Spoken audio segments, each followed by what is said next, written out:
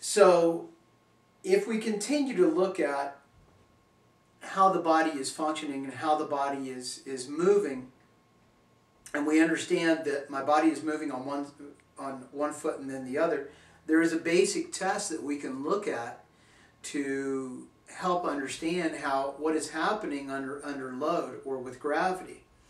And that is a single leg lunge, once again, which you'll see later in the squat progression video.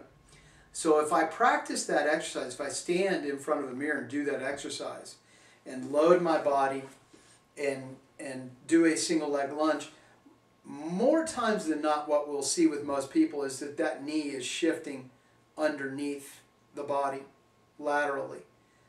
But the knee is a hinge. The knee should be moving as a hinge, just like my elbow. So I have ball and socket joints. I have a shoulder, I have a hip. But the knee is moving as a hinge. And once again, gravity or energy or force is coming from the ground up. So if my knee is shifting laterally underneath me as energy goes into the ground and comes through my body, and I have this sway, what effect does that have on my knee over time? What effect does that have on the meniscus and the connective tissue? What effect does that have on the muscles, specifically the IT band, moving up into the hips, into the glute medius, lower back? How is it affecting the kinetic chain? And what you'll see is that the muscles that are surrounding the knee, when this is happening, basically are isometrically contracted constantly and leads to injury down the road.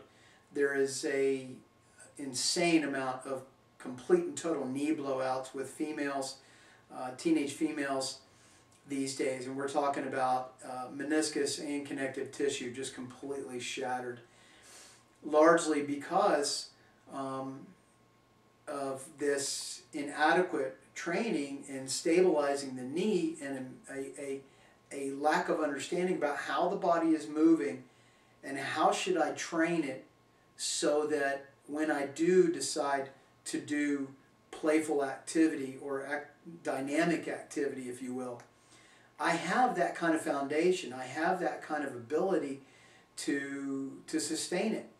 So the reason I'm going into all this, and this is important for everybody to understand, is that the first thing you have to do when you start getting serious about setting up an exercise program is just like building a house. I have to lay a foundation first, and that foundation is establishing the strength in the kinetic chain and a progression of movement up into continuing to functionally train the body in the way that it's moving, and taking some time to examine how the body is moving. So later on you'll see a lot of exercise choices that I have as we progress the exercises from squatting, lunging. You'll see me start to include what's called contralateral movement, where basically I am placing my body weight on one side and I'm doing something on the opposite side of my body. Why is that? Well, if we go back to the realization and looking at how the body is moving, 1 foot at a time, when I step with my right foot, what arm swings forward? Is it my right or is it my left? And obviously it's your left. So what does that tell us? That tells us that as energy is traveling up the kinetic chain, it's moving across the body to the other side. This is where we start to get into the word core, which these days you hear used a lot as a noun. You'll hear people say core class, or I worked my core, specifically talking about abdominals or lower back. Core should be used as a verb, not a noun. It's not a physical location. Well, let me take that back. It is a spot in the body, or it is where all movement is starting from in the body that is dynamically shifting depending on how the body is moving.